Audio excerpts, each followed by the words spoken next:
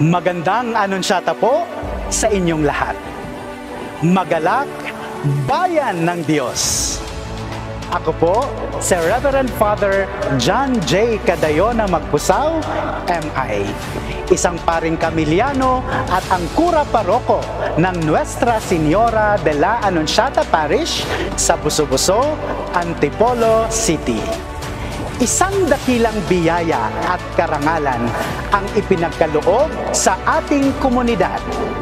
Ang ating simbahan na kinikilala bilang unang simbahan ng Antipolo ay ang pinakaunang simbahan sa buong mundo na binigyan ng karangalan bilang Twin Church of the Basilica of the Annunciation sa Nazareth, Israel.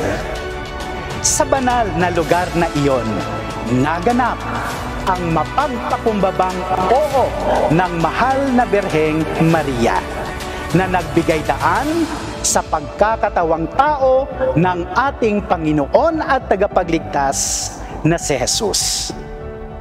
Sa darating na December 18, 2024, sa ganap na ikasiyam ng umaga, ating ipagdiriwang ang solemn declaration ng spiritual twinning at ang banal na misa na pangungunahan ng Apostolic Nuncio to the Philippines, Most Reverend Charles John Brown, D.D.